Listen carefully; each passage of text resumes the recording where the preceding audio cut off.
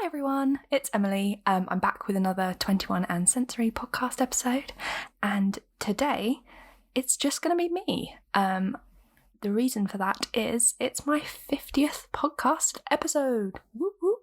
And yeah, I thought maybe for my 50th one, as a kind of just like little celebration, it would just be me just kind of chatting, giving you an update on all things 21 and Sensory and me.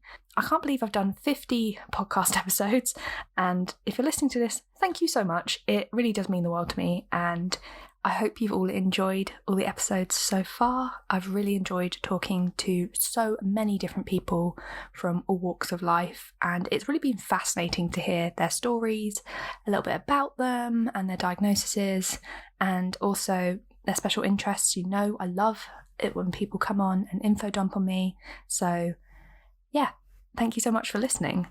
I thought I would also just have a look on Apple Podcasts and see if anyone's done a little review.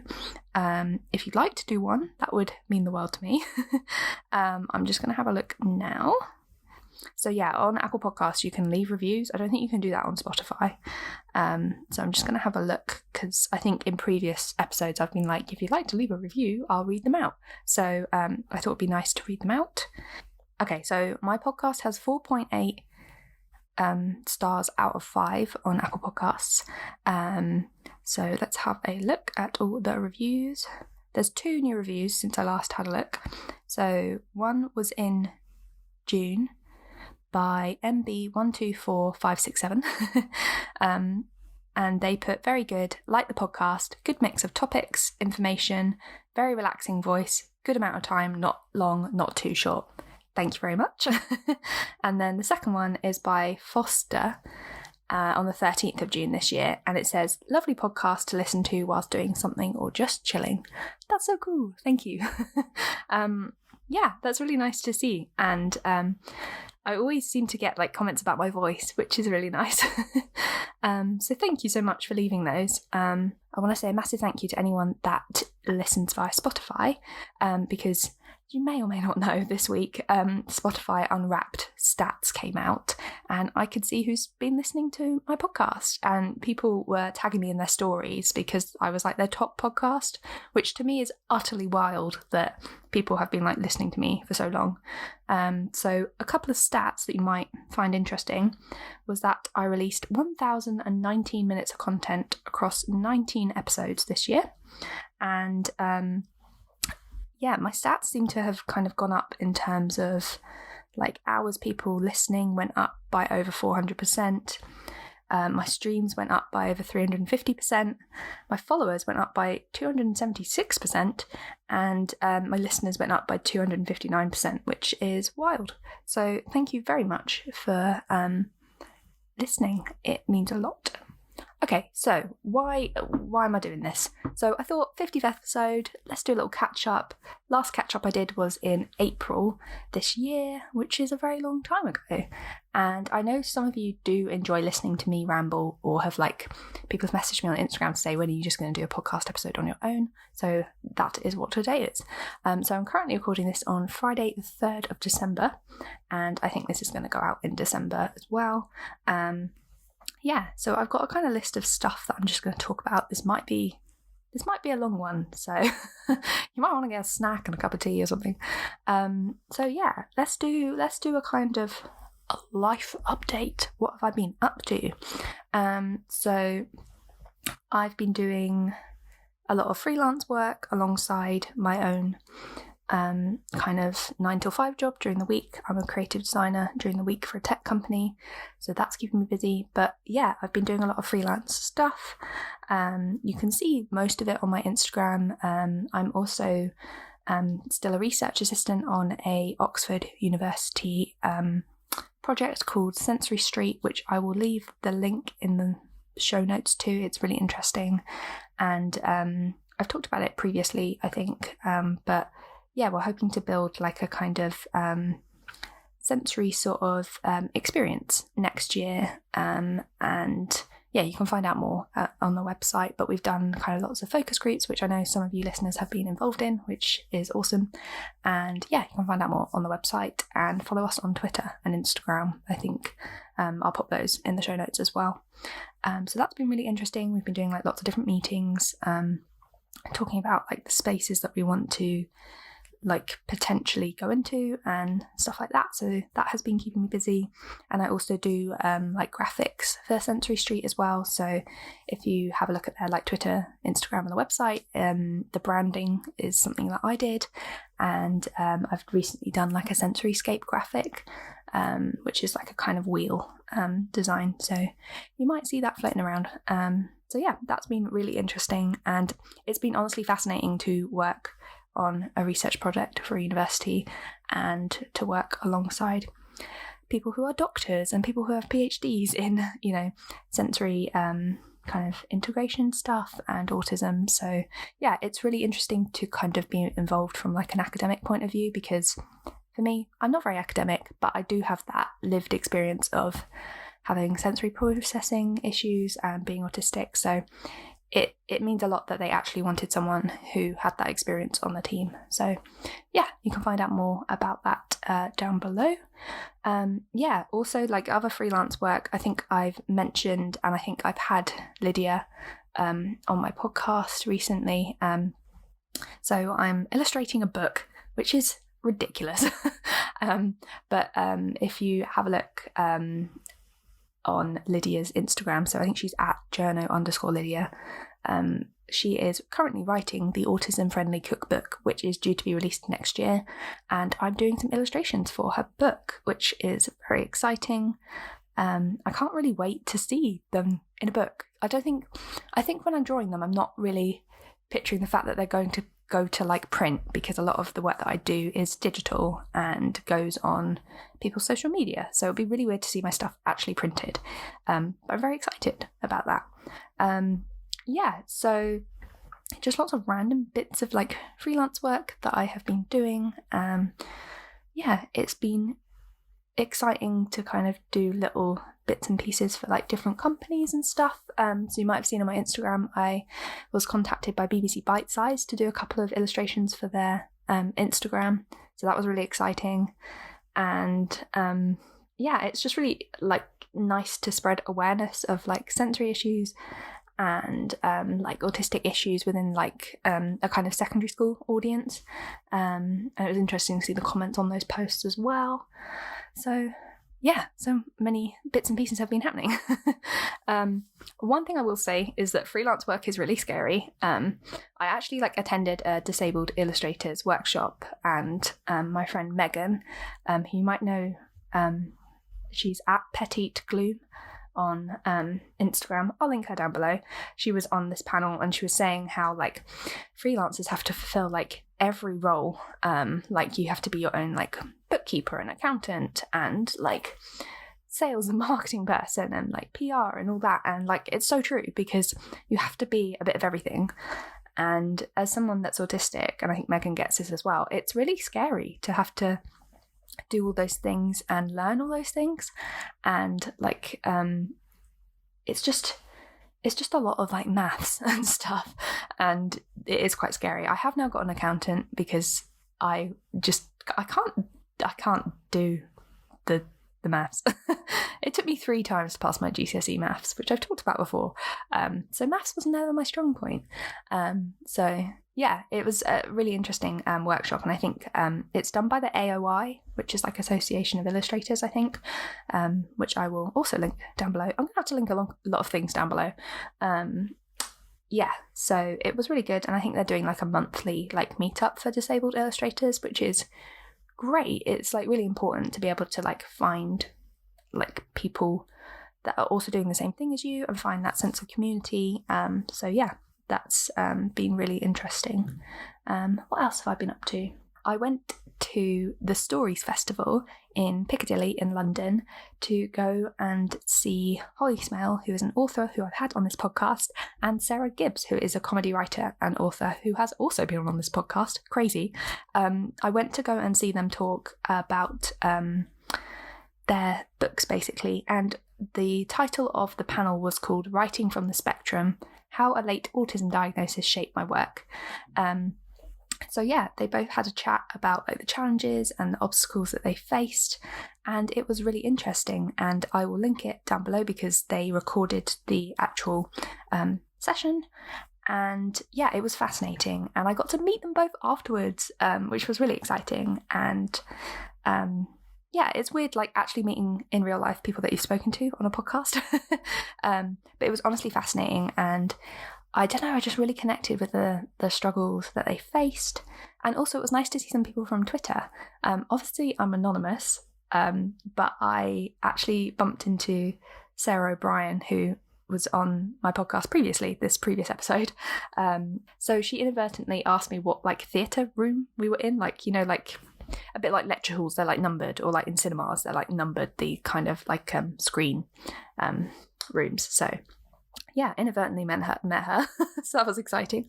And also Emily Katie, who is also going to be on my podcast in a hopefully another episode coming soon. I got to hear her talk and her dad talk, and that was really interesting because you could like ask questions within the panel. And yeah, afterwards you could like buy their books and get them to sign them, so that was really exciting. And I was like, hi, you've both been on my podcast, and they were like, Emily.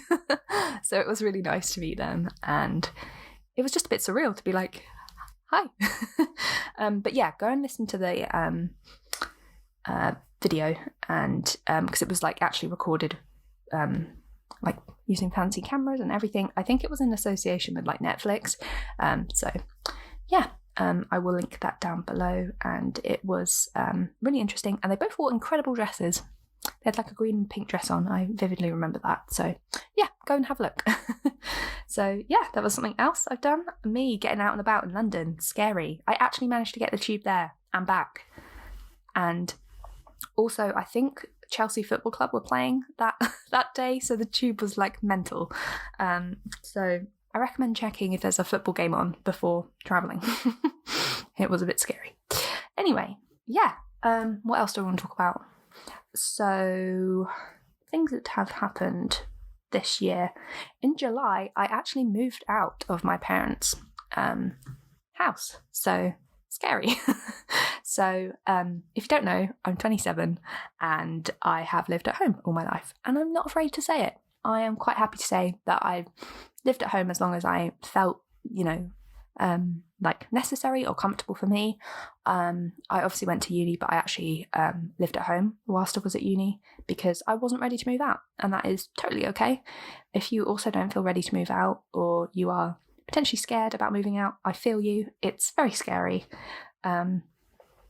Yeah, I feel that kind of anxiety, and it's change, and we're not great at change as autistic people. So I can totally appreciate why it's a transition, and we're just not great with transitions. If you know an autistic person, you know, a lot of us aren't great with change and transitions and moving from, like, you know, schools, colleges, unis, and making life decisions. It's really scary. It's scary for anyone.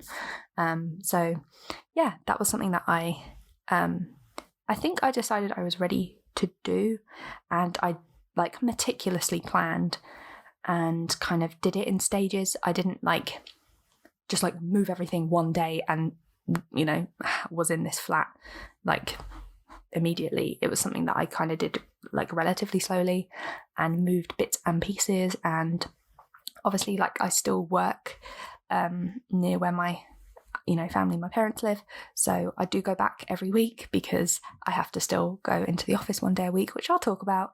I hate open plan offices. But yeah, so I do still I still do go back, and I like stay like one night a week at my parents because my work is so close to where my parents live, and where I live now is about just under an hour away from where my parents live and where my work is. So yeah, yeah, that's a little life update for you guys. I have moved. I live in a flat that has its own little office space, which is incredible. And I have my own desk. I'm so excited because I don't know if you know, like before I was up in my family, my parents' house, I had like the top room in a loft, and it was quite small and it was quite cold. And I just had like a desk in my room, which probably wasn't the healthiest thing in the world to like work and sleep in the same space. I know a lot of people have been obviously needing to do that because of the pandemic, but I'm really grateful now to have like a separate office space that I can just like shut the door on. I think it's a much healthier way of working.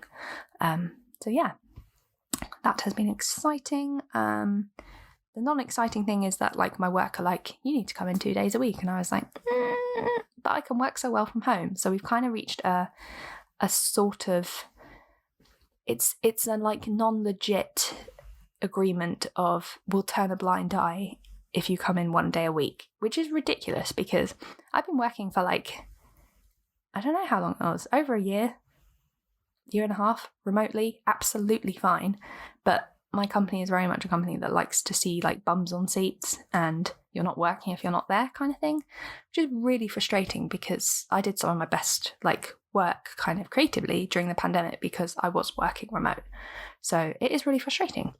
Yeah, and you might have seen on my Instagram stories, I've just been like regularly posting like pictures of me just like hiding in the toilets at work, or like documenting people's like fluorescent jackets that they're hanging up in the office, which I know I have talked about in depth on this podcast before. You're all sick of me talking about fluorescent jackets and how much I hate them. And someone messaged me on Instagram to be like, yeah, fluorescent jackets should be like seen whilst you're out and about on bikes, but they shouldn't be seen in offices. And I was like, hell yeah. Ridiculous. Anyway, so yeah, I've been going in 1 day a week, which is okay. It's just annoying because like people are still taking like conference calls at their desks rather than like going into meeting rooms, so it's like a louder environment. And obviously like I think a lot of autistic people have found that like they're really desensitized like to the world, and like you have to build that like tolerance up for the world again because you've been like in your own like quieter environment for so long that you've kind of lost that tolerance. I don't know if you guys have found that, but yeah, I find that really difficult. So yes, and just socializing again, I've got like my eye contact with people has gone absolutely down the drain. I was talking to my mum about this the other day. I was like, I cannot do eye contact. Like I clearly I had it down to an art form before the pandemic, and now I've just lost all ability. Like I can't even give good eye contact with my friends at the moment, and it's really awkward. Don't know if anyone else has found that. I don't know where to look. I don't know how long to look for. It's not built in to me as a person. I don't understand how people know how and when to look. Like it's just not a natural thing for me. So yeah, that's been very awkward. If anyone has any tips for that, do let me know because I am lost. Yes. Okay, what else do I want to talk about? Let's talk like medical stuff and mental health. So, as I probably said in April, I think in my last like update, I am trying to come off some medicine. Fun times. And I'm doing really well. I'm going to blow my own trumpet. I'm doing great. I'm on like so much less of the 2 medications that I want to come off.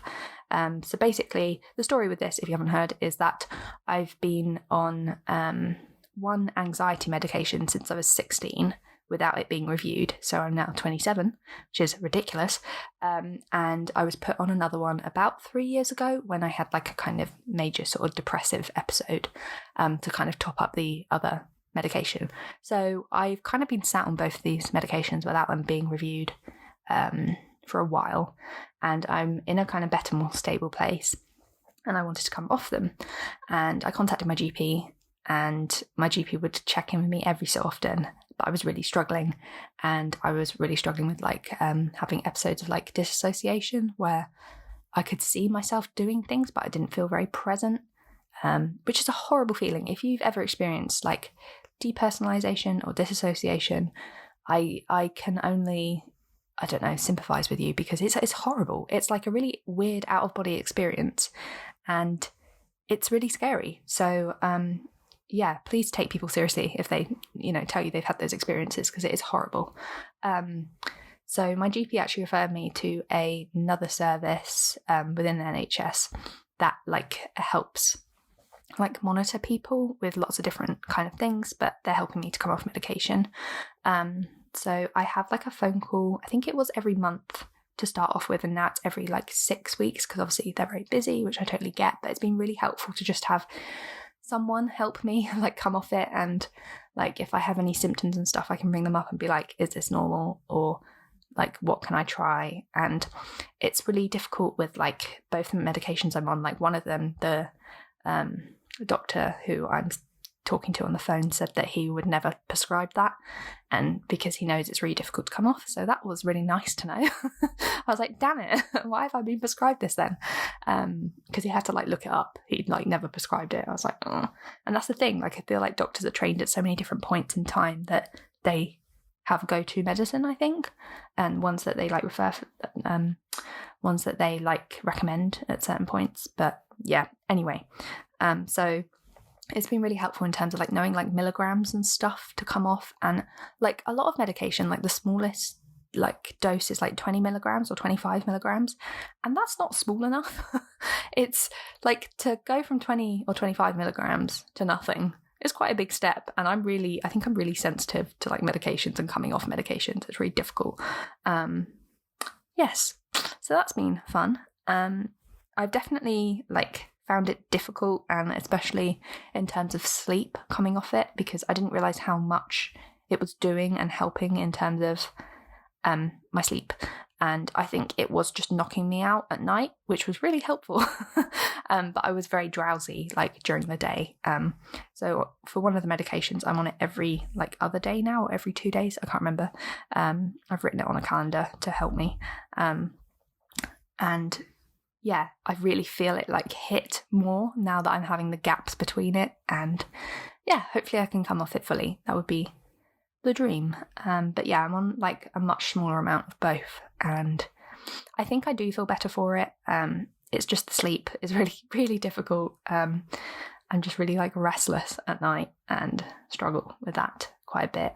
And also I keep I've had for the past year or two hallucinations at night, which is really weird. I think they're quite common. I think they're called something. Hang on, let me Google it. Hallucinations at night. Yeah, they're called hypergogic hallucinations. They just occur as you're falling asleep. Apparently up to 37% of people experience these nighttime hallucinations. So I see people, which sounds ridiculous. I know that sounds very scary, but I see people in the bedroom. So yeah, that's been interesting, and I catch myself talking to them or reaching out to them. It's very odd, but I think it's really common. It's not anything to worry about. My doctor knows about it. Yeah, and they feel really real, and I'm but I can see the person, and I catch myself reaching out to them and wake up, and I'm oh, they're not there. So it's really, really weird. It's just annoying, but it's not causing any harm or anything, and I'm not kind of sleepwalking or anything like that. So yes, I think that's just another side effect of the wonder that is coming off things. But yeah, other than that, I feel I've done really well, and my family are really proud of me for coming off this stuff. I think I do feel more like myself. I really disagree with the stigma around medication, and I think it helped me out so much when I needed it, and I couldn't have managed without it. So I'm grateful for being put on it. I don't want it to sound oh, I was stuck on this medication. The problem I have with it was that it was never reviewed, and I was on it for so many years, and I don't think it's a good way to work. I think obviously the NHS is very it's great at what it does. It's just very overworked, and I really do think people need to be reviewed when they're on medication. But that could be a whole entire another podcast episode. So yeah, that's another little thing that I wanted to talk about. What else did I want to talk about? So you might have seen on my Instagram, I've joined something called Borrow My Doggy, and I'm like an ambassador for them. You might have heard of it. So basically, when I moved, I really missed my family dog. So you might know that I have a beagle, a like family pet, and he is the best. I love him so much, and I get so excited to see him every time I go home. But I really miss walking him, and I think he really gets me out of the house when I'm at home. So I decided to join Borrow My Doggy, which is an app where you can borrow people's dogs for like, you can take them out for walks, or you can like dog sit. Yeah, that's the word. Babysitting for dogs. Yeah. Yeah. So I was like, this might be a nice idea. It's $12.99 in pounds for a year membership, and I was like, okay, that's not ridiculous. I can give it a go. And yeah, I have been contacting like local sausage dogs. If you don't know, I'm obsessed with sausage dogs. I squeal every time I see one out and about. I'm obsessed. I really want my own one, but I thought it would be a really good idea, instead of just like getting a dog, is to like trial the breed out, because I've never walked one, I've never owned one, obviously, and I think it's a good idea to try before you buy. And it's a good way to see how you kind of get on with the breed.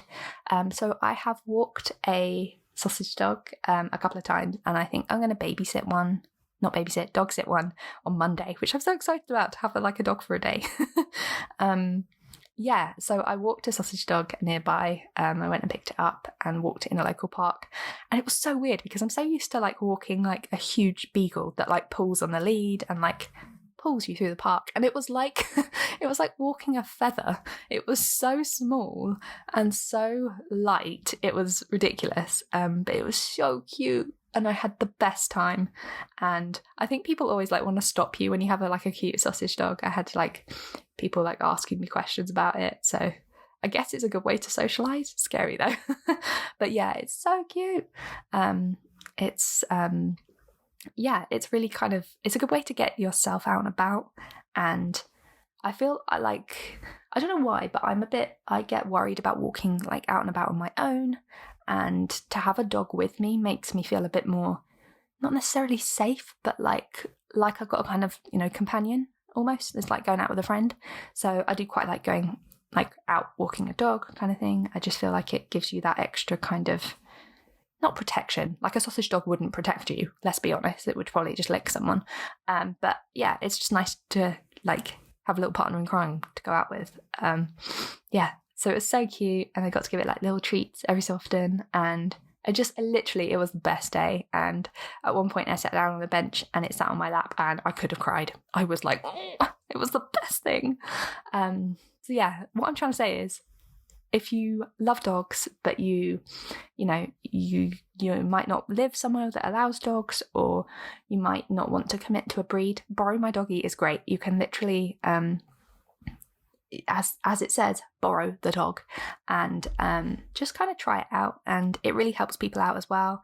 Like it's kind of helpful for people if you can kind of walk it for an hour and they get an hour to like maybe clean their place or something, or just have an hour without having to worry about their dog. Or I'm going to be dog sitting on Monday, and that's because someone's going back into their office to work, and I'm working from home, so I can easily look after a dog. So yeah, it's all about kind of helping people out. And they also have as part of your membership, like it includes insurance and like access to like a I don't know if it's like a helpline, like advice line. So you could like talk to a vet, like if you had any like issues, say you were looking after a dog and you couldn't get in contact with the owner or something like that. So that your membership does include those things. But yeah, if anyone's interested, I will again pop a link to Borrow My Doggy in the description.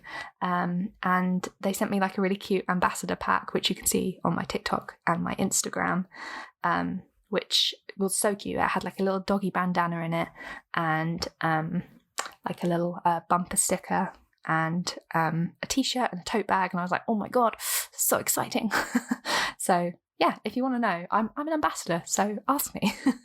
It's really cool, and I just love dogs. If you're a dog person, honestly, it's the best. It's their app. Like when you scroll their app, it's like Tinder for dogs, because you're like, do I want to walk this one? Like, what are its like traits, and like what does it love doing? And you can like filter by like the distance and like small, medium or large dogs. So yeah, I definitely recommend, like, even you can even look at the app like for free. It's $12.99 to kind of like message like premium members and stuff, and yeah, I recommend it. But I was on the like free plan for a bit, just kind of scoping out dogs and things. So yeah, I really recommend it. Yeah. Cool. What else do I want to talk about? I have been reading a lot recently. I like track all my books on like Goodreads. I don't know if you guys have heard of it. It's almost like it's just a way of like tracking all the books that you read. It's really good. I'm just logging into my Goodreads now to see if I can find what I've been reading. But I've been reading a lot of different books by autistic authors. So I have read this year. Let's have a look. Let's have a look. Right.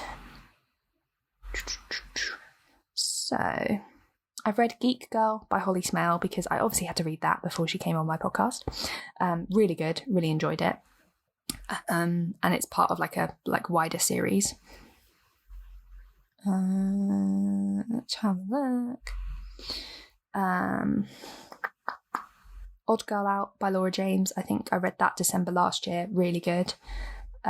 Definitely recommend that. The Electricity of Every Living Thing. I read that in April, and that's by Katherine May. That was fascinating and really, really interesting. I also recommend Camouflage, The Hidden Lives of Autistic Women by Sarah Bargiela, and Stim, an Autistic Anthology by Lizzie Huxley Jones. That's really good. It's just a kind of like collection of autistic people talking. Also, I recently read A Kind of Spark by Elle McNicoll, if I can say her name properly. Yeah, fascinating, utterly fascinating. It was such an interesting book, and I just think it's ideal for kind of primary and secondary school ages. It is like a kind of young, what do you call it? Like a YA book, like for younger readers. Really, really interesting. And I think she's just announced that she's a new book is coming out next year, so that's really exciting. It's about a girl called Addie, and that's all I'm going to say. But she's autistic and she's amazing. Also, I had Abigail Balfe on my podcast a while back, and she sent me a copy of her book A Different Sort of Normal, which is the most beautiful book in the world. It's almost like a graphic novel. It's totally illustrated by her, totally written by her. I don't know how she did both at the same time. It's incredible. I really, really enjoyed it. And again, like suitable for children as well, really interesting. And then the most recent books that I've read are Sarah Gibbs' book, Drama Queen, One Autistic Woman and a Life of Unhelpful Labels, which I spoke to her about in a podcast episode. Really recommend that. I really like a kind of like, I don't know if they call it an autobiography or like a memoir. Like, I love reading about other people's stories, and I think that's why I like talking to people on this podcast. Is I really enjoy talking to other people about their lives and their experiences, and I really got like a sense of that through this book. And also I had the pleasure of being sent another book by someone called Grace Liu, and her book is called Approaching Autistic Adulthood, The Road Less Travelled, and it was really interesting. It's all about her kind of grappling with an autism diagnosis and her own kind of identity and the things she's kind of learnt along the way, and it talks about like relationships and social stuff, and it was really fascinating to like hear a little bit about her life and how she came to terms with her diagnosis. Yeah, so those are a few books that I've been reading recently, and I've added more to my Amazon wishlist for Christmas, so I'm hoping maybe some family members might get me some new books. Yeah, so I definitely recommend Goodreads as well. I really like, I like putting in, like, you can put in your page number and it'll tell you how far through a book you are, so it like really visualizes it for you. And I'm not someone that's very good at understanding how far through a book I am. I know you can see, sort of, but knowing the exact percentage just really fills me with joy. I don't know why. So yeah, that's another little thing. What else have I been up to? I don't know. I think I've just been doing... I'm just going to have a look at my Instagram because that usually tells me what I've been up to. I think I've just been doing a lot of like illustrations and trying to document, I don't know, the struggles of life and the sensoriness of the world. I've started doing some more like text-based, like swipeable carousel posts, which seem to be going down really well. Like I did one on how I'd never been to the hairdressers before, and the struggles of using like makeup and beauty products, and just everyday things that are sensory hell. I've also done a couple on like how to manage change and why shops can cause sensory overload. So yeah, I recommend having a look on my Instagram if you haven't already. I'm at 21 and sensory. And I'm trying to do more on like TikTok and YouTube as well. I think I might do like a bookshelf tour. A lot of people seemed interested because I regularly put like things on the community tab on my YouTube channel, which is also 21 and sensory if you're interested, and the same on TikTok. Yeah, I might do like a bookshelf tour because people were like genuinely interested in like the autism kind of based books that I have, but also I do have a lot of non-fiction and like design books.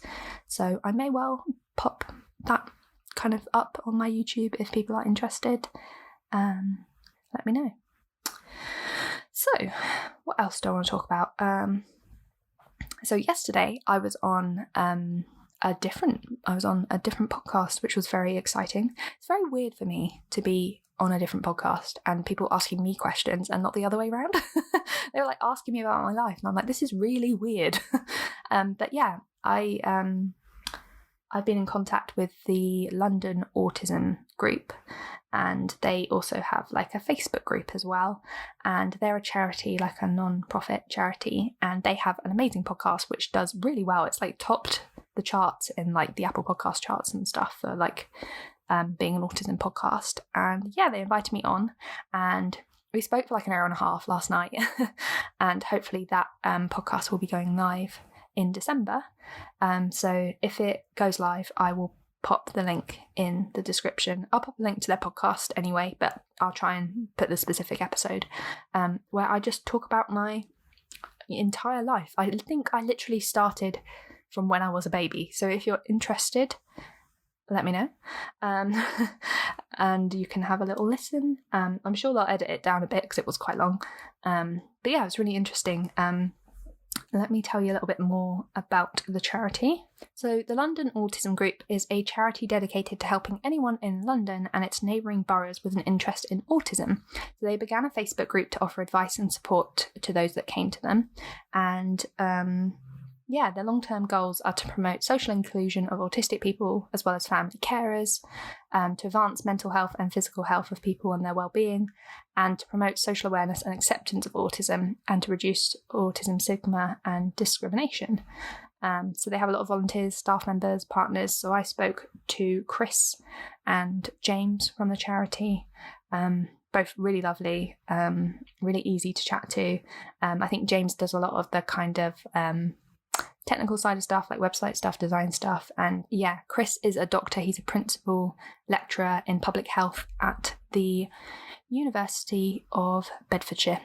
So yeah, it was really interesting to talk to them and just talk a little bit about my life. So it's coming up to Christmas. It's that time of the year.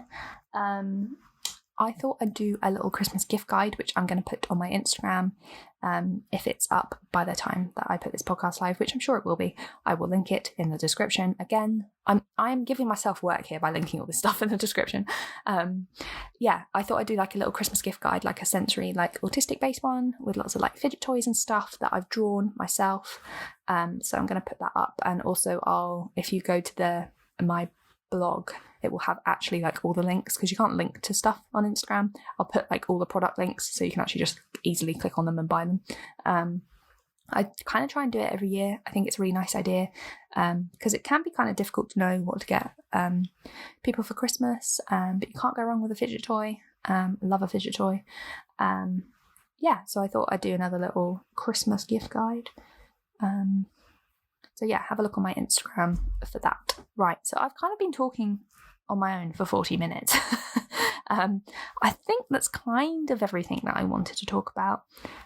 Please get in contact with me via like Instagram or Twitter DM, or like tweet me like what you'd like to see from this podcast. If there's a particular guest you'd like me to have on, would you like more episodes of just me rambling? You know, I'm down for pretty much whatever.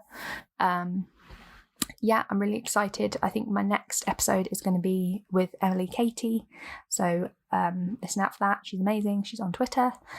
She talks so much about her experiences as an autistic person, and yeah, it's really fascinating to look at her like Twitter threads on kind of different topics that she breaks down. So make sure you listen to that. Please subscribe to this podcast. It would mean a lot. And like I said earlier, if you'd like to review it on Apple Podcasts, that would be amazing, but no worries if not. And yeah, I hope you enjoyed this extraordinarily rambly podcast. If I don't kind of say it again, I hope you have a nice Christmas, a quiet, cozy, chilled Christmas where you can relax and hopefully not have to spend too much of it with noisy family members. That is my wish for you all. Yeah, so I hope you have a nice rest of your December, and it sounds weird to be saying this on the 3rd of December, but I hope you all have a happy new year. Okay, bye.